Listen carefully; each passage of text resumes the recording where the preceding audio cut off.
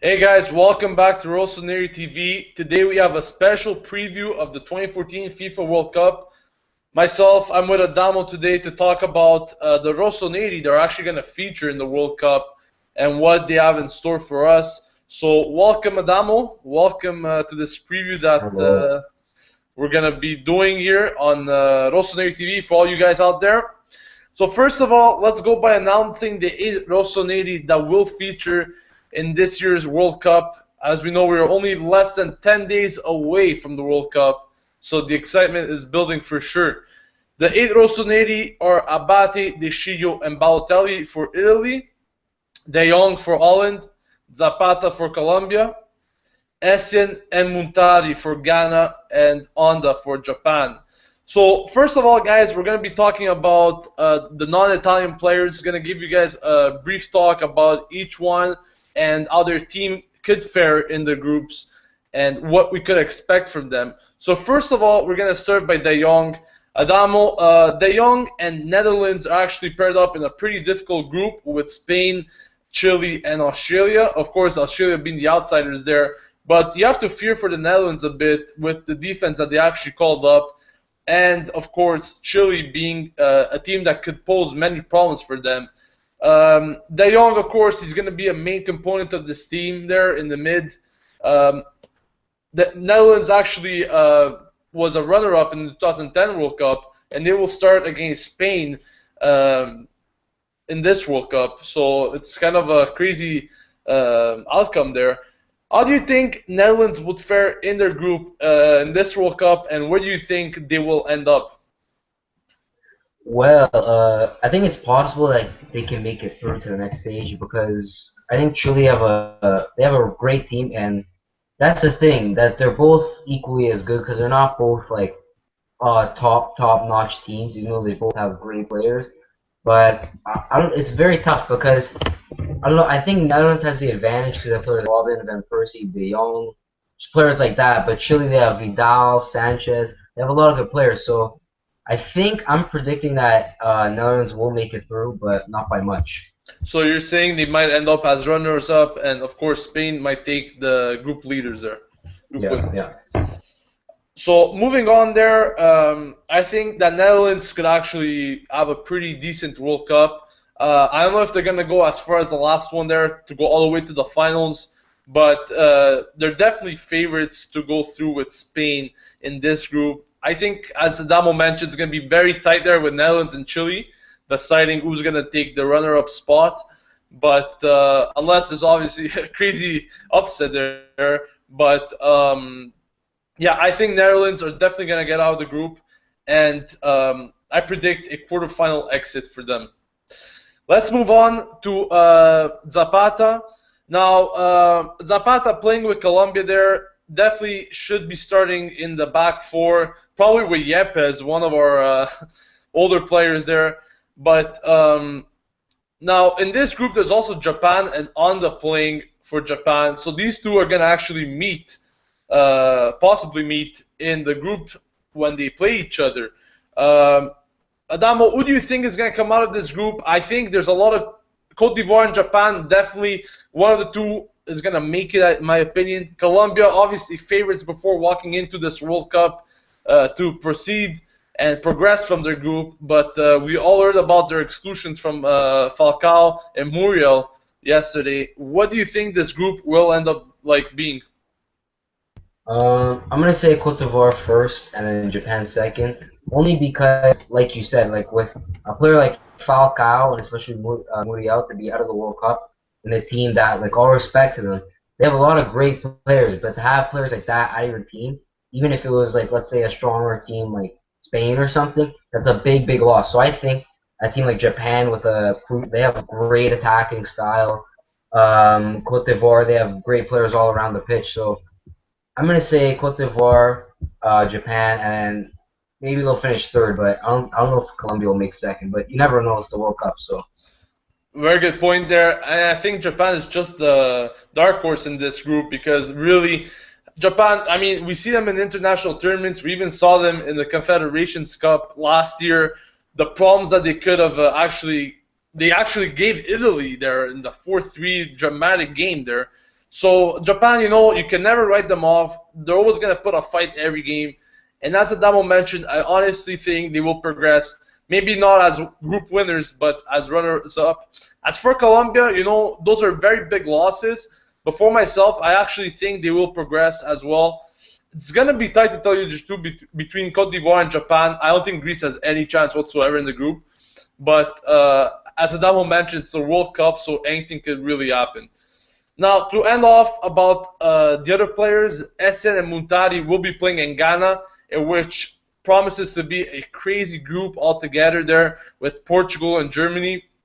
Now, also the USA. Listen up, guys. These four teams could definitely all cause problems in this group. Personally, I don't think any of these teams will actually lose all three games. There's going to be points taken off every game, guaranteed. I predict a lot of ties in this group. Now, really, Muntari and Essien, I mean, these guys are more like the veterans of the team, the players with more experience on the team. They could definitely do some good job for the younger players. But Ghana, as I said, it's not a team that has to be written off right away. They could definitely pose problems to any team. Look, you even saw in the 2006 World Cup. Yes, Italy won 2-0 against them, but they definitely had lots and lots of chances in that game. So, I mean, you can never write these teams off. And USA there as well. They could give some problems to Germany and Portugal. It's a group of death. And to tell you the truth, obviously, many people are going to say Germany and Portugal, but I wouldn't be surprised if Ghana be that upset and as a runner-up. What are your thoughts on this, Adamo? 100% agree, because when you look at that group, it's all teams, even the U.S., they all have great, great players. So anything can happen, but I'd say Germany is the more dominant team out of them, as they are one of the favorites to win the World Cup out of a few teams. But yeah, Portugal, they're very strong. They also have Ronaldo, so any team with Ronaldo on is going to be a big threat. And also a couple good other players too. But U.S., they have a pretty solid team as well. They cut Landon Donovan, which a lot of people were upset about, but who knows, maybe because they cut him, that just means they have an even stronger team than people thought. As for Ghana, I think they have a really strong team as well. They even have players like Boateng, a former Milan player, Muntari, Essien, like you said. That's And I think, yeah, Samoa as well. And the thing about all those players is they all have great attitudes. They're all friendly. They know how to respect each other, and they're all leaders. Really, anybody on that team could be a captain. So I think that it's going to be really, really tough. But I'm going to go with the favorites in this group being Germany and Portugal for first and second, Ghana third, and USA fourth. But like you said, it's going to be very, very close. So again, like you said, lots of draws, and maybe people just making it by 1 or 2 points. Yeah, as I said before, it's going to be a group of death. We all know it. It can even come out to the last match day with this group, really, to figure out who the two teams will be to progress from it. So definitely a group to watch in the upcoming World Cup. Now let's go to the main talk of the video. We're going to be talking about 3 of the Rossoneri players that were named to the squad. Initially it was 4, but we all know what happened there with Montolivo. We'll get into that a bit later on. But the 3 Italians, the 3 Rossoneri Italians that got named to their national team, Abate, De Scio, and Balotelli. First of all, let's go with the 23 players named. Buffon, Sirigu, and Perin there. No surprises there as for the goalkeepers. They were already mentioned as the 3 goalkeepers that will be featuring for the squad in mid-May, so no surprises there. Defenders, as I mentioned, Abate and De Scio there from Milan, Barzagli, Bonucci, and Chiellini, the trio from Juventus, Darmian from Torino, quite a surprise in my standards, and Paletta from Parma. Now, Adamo, what this defense? I know you probably can't compare it directly with the defense in 2006, but is it good enough? That's a question. Well, I'd say yes, because if you ask me, defensive over the past years, defense has gone completely to shit. Because back then, when you look at defenders, you can name defenders that were like the top of the list. Like let's say nowadays you'd have Messi, Ronaldo, whatever. Back then you'd have a few defenders in that top five list, but now there's not really much really like world class defenders except people like Thiago Silva maybe. But besides that, I think Italy have probably not the strongest defense, but maybe by the way they're organized, but a very something to at least keep us in the cup. I think we can win the cup with a defense like this. Is pretty much what I'm trying to say. But yeah, with Darmian, he's a very good young talent. I've been watching him for a while. I was also shocked about it. I thought he was going to be cut, but he managed to stay in, and I think he could actually be very useful and may even start possibly. Very good point there. You mentioned something with a very solid defense. I think the Juventus trio there definitely has to be given credit. I mean, they had the best defense in Italy for a few years now. Really can't go wrong with them if you think of it. Um, I think they compare, especially with the defenses that they will be featured against in the group stage, and we'll be talking about the group stage a bit later on. But Italy definitely seems like a pretty good defensive team on paper. When it comes to the games, that's another thing. We're gonna have to see what goes on in those games. But no really regrets from the names that got called by Prandelli there. I mean, we even see Paletta that this guy could be a super sub. Who knows? Like we saw Materazzi in 2006. So I mean, all great players in my opinion. Glad to see De Sciglio and Abate both there. Um, Reports are actually suggesting that Abate might not really be a starter for the Italian national team, but it seems like Darmian is going to take his place, but everything is to see. These decisions are game time decisions, and Prandelli is going to have to make his choices on the spot. Now let's move to the midfielders. There's Aquilani, Candreva, De Rossi, Marchisio, Motta, Parolo, Pirlo, and Verratti. Now, this midfield is pretty strong in my opinion. I think that it could cause lots of problems, especially we have Verratti there and Parolo. I mean, these players are young. They could definitely do some threat for the team, any team really. And the big surprise in this one really is probably Aquilani, but you have to expect him there after Montolivo's injury. So really, that is expected.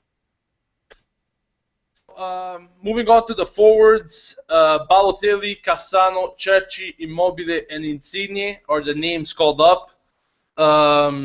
Rossi wasn't called up, and that is what caused big controversy. And really, it's been on the social media networks all over the place talking about him.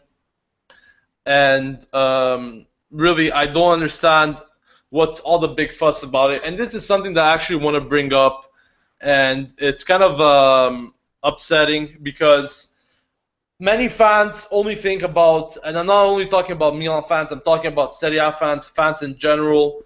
They only think about their own players being featured in the World Cup. And that is not the way to see it. When you look at Italy, you gotta look at the team as a overall. So you're gonna cheer for the team. You're not gonna cheer for players in particular. So really, it's a matter of really cheering for the team as a whole, and it's not understandable for this team, for some fans to really only feature and focus on certain players. Prandelli made his choices, and it's not something to blame, really. The guy saw him, before coming into this actual training, 2-week training, he told Rossi, I'm going to feature you in the 30 players named, but there's no certainty that you're going to be actually named for the World Cup, because there's no certainty that you'll actually be in top shape for the World Cup. Now, I guess Rossi in the end took it in a bad way because he actually tried very hard in these 2 weeks to give a good impression and make the team. But, I mean, it's no surprise whatsoever that Prandelli came to these decisions. I mean, look, guys, it's just what it is. Adamo, what do you think about the whole Rossi thing, the whole Rossi controversy? As I said, fans really are. I think they're going way too hard against this thing, and they're focusing too much on the players instead of the whole team as in general. Yeah, I gotta say.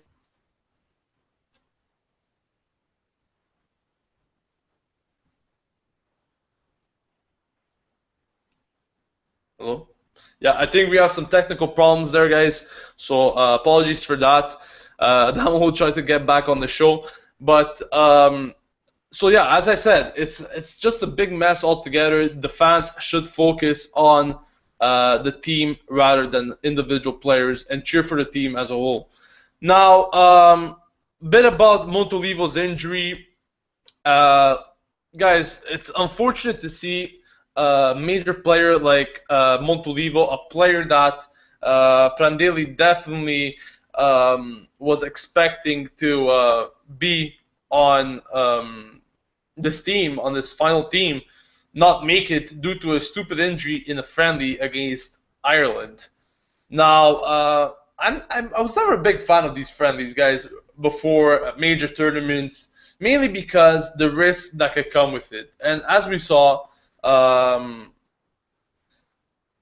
with Montolivo, that was the case for him. He got injured, and now he's gonna miss the whole World Cup because of it. And I definitely don't like this one bit, guys. It's stupid to play certain players in friendlies right before a major tournament. I understand that the players need to get adapted to match conditions, but if there's the possibility to avoid such risks, it needs to be taken. And tomorrow, Italy's playing against Luxembourg, and Prandelli is going to field a very strong lineup. And against Luxembourg, it's not very much needed. I know he wants to see how players could adapt in certain conditions, and that is by far good for the team.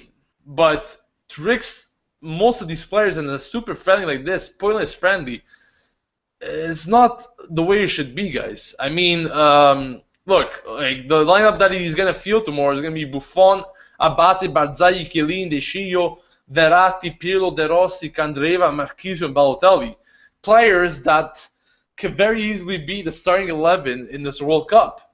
So the way I see it, it's unfortunate for Montolivo. It's unfortunate for these players that actually have to risk themselves in these friendlies just to give some answers to the coach. But really, there's nothing else that could be done.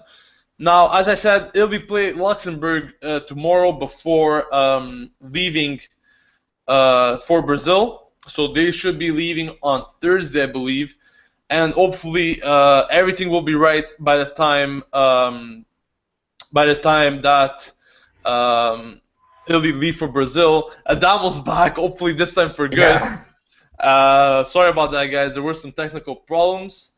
I was just talking about Adamo about how it's unfortunate that Italy has to play in these friendlies, or any team in general has to play in these friendlies before a major tournament occurs, and I'm not a big fan of it. We've seen like many teams in these past weeks getting main players injured due to it. What's your take on these friendlies before a major tournament? Well, I could see why they'd be good because you could test old tactics and whatever. But the thing is, when players are at risk, like Montolivo, how now he's out for a few months and can't make the World Cup, I think it's ridiculous. If you don't need to be having these friendlies when you're gonna risk someone like Montolivo at his age, that this could be his last World Cup. So a friendly just ruined his chances at winning a World Cup, unless if maybe sometime in the future he gets another chance. But you never know. But I don't think they're really worth it. Like I don't think it's worth being able to test out these things because it's too like they play it like it's a real match. It's full physical. Everybody goes all out and people get hurt. So it's just unfortunate that happens. So I think they need to think of some other idea to work these friendlies out. And just some quick thoughts on the Rossi decision there by Prandelli. What do you think of it? Do you think that fans are making too much of a deal of it and should just focus on the team in general instead of making all these stupid controversies before the actual World Cup? Or do you think Prandelli made the most stupid decision he could have made in this team? No, I think people are overreacting. Like I can see, Rossi. He had a great first half of the season. Then again, he got unlucky, like his whole career has been, and he got another long-term injury. But I can understand why Prandelli is doing this. It's not like in 2010 when Rossi got snubbed. Because now we have big strikers up front. We got Balotelli, Immobile, Destro. There's a lot of competition there. So I can understand why Rossi wasn't there. And I saw some quotes that Prandelli said that he was saying he told Rossi that he needs to see something from him in this game, and then he said that he didn't see it, so that's why he cut him. Plus, like fitness and whatever. And even Rossi's doctor said he was okay to play, but he wasn't fully like 100%. But yeah, so I think people are overreacting a bit, but I could see why they're a bit upset. But still, it's for the better. Like when you think of it, in past World Cups, these cuts are what makes the team win. You can't keep every single player. You can't have a billion strikers. Somebody has to go. And then some people are saying, well, we have Aquilani and need Aquilani. That's a good point, but you never know. Again, Aquilani, he might be like the Grosso in '06. Nobody expected a player like that, even at Grosso's age, Or to do even something that well. or even Giaccherini in the Confederations Cup. That's another Yeah, yeah. perfect point you made there. And to tell you the truth, guys, I just don't. I find it so stupid that people actually focus on individual players instead of the team. If you're gonna cheer the Azzurri, if you're gonna cheer for any team in the World Cup, like why would you look at an individual player and not the whole team? A team makes you win a World Cup, not a specific player. Now, if for any reason Balotelli was excluded from the squad, I mean, personally, I would have been upset, but not to the point where people are going absolutely crazy over the whole thing. I mean, guys, in the end, it's a team that makes you win, not a specific player. That is what I'm trying to bring out. Now, Adamo, just some final predictions on where you think Italy will end up. Of course, let's try not to be too biased as Azzurri fans here, but just an honest opinion on what do you think this team could do. I know a lot is going to depend on that group stage. The group stage is where Italy definitely always seems to have some problems, but once they get out, it's like a completely different team, a team that really could go all the way through. So it could all depend from that group stage and from that first match against England. Now, what are your predictions, Adamo? Let's start off by the group stage. Maybe how do you think they will fare in each particular match, and in the end, where you think they will end up in? Well, as you can tell, our group stage, it's not the easiest competition as we have England and Costa Rica, or was it Costa Rica? And I don't remember. yeah, Yeah, Costa Rica and and Uruguay. Uruguay. Yeah, and yeah, but those are all tough opponents. Costa Rica obviously aren't the hardest of teams, but with Uruguay and England, it's some people don't even think Italy would finish out of that group, which I personally think they will because I think Italy's more of a dominant team than England and Uruguay as a neutral point of view. But yeah, I think. And I think there's some more technical problems there with Adamo's, so we might have to end it earlier. But I'll just give my opinion, guys, instead. I think that Italy in this World Cup really definitely need to take it game by game. And this is something that's always been Italy's key to success. We saw in 2006 taking game by game, taking situation by hand each game. We saw it as they started out really great against Ghana. We saw them when they tied USA, and it all depended on that last match in the group against Czech Republic to actually see if they were to make it or not out of the group stage. And from there, the team just built itself each game, arrived to that final, and won it on penalty shots. I think Italy just needs to do the same exact thing here. You can't go thinking too much about each opponent in the long run. You have to take it game by game. You have to really finish your game, look at the result, and plan your next one as soon as it ends. So it's all about this. It's all about quick decisions, luck, of course, and overall great playing of style. Now, not to get a really biased opinion here, Italy will, in my opinion, make it out of the group stage guaranteed. I don't know about winners of the group, but definitely runners up. It's all gonna depend really on how they're gonna face the round of 16 and quarterfinal match. Quarterfinals, it seems like they will probably face Brazil or Spain in that match, and really it's gonna come out to that. If Philly could come out on top of one of these two teams and continue their run, their fundamental run all the way to the final, then you know what? If Philly beats one of those two teams, I could see them even taking the cup. But it's all gonna depend on scenarios. The World Cup is all made on scenarios. It's all little events that happen that could really influence any match. So what could I say about that? Italy just hope they go as far as possible. The quarterfinal match, if they make it there, will be crucial and could really be a light switch to say that Italy could win this final. So that is about it for the World Cup preview, guys. Sorry a bit about the technical difficulties there we had with Adamo, but his opinions were pretty much said in the first part of this video. We're going to be making lots more videos, guys, in the coming weeks, coming days, because there's lots of Milan news coming out. As usual, there's the transfer rumors that we do every weekend. We talk about them. So plenty of reasons for you guys to stay connected to the channel. Stay tuned because lots of information coming in the next coming weeks. Don't forget to subscribe, guys. Follow us on Twitter at Rossoneri TV. If you guys have any questions regarding Italy or Milan, just feel free to tweet us there so we could respond to you guys. Thanks for watching, guys. We'll see you in the next coming week. And Forza Azzurri, good luck to all the players, the Rossoneri, in this World Cup. And hopefully one of these Rossoneri players could lift that trophy in July. Thanks for watching, guys. Rossoneri TV here, signing off. We'll see you soon. Forza Azzurri and Forza Milan.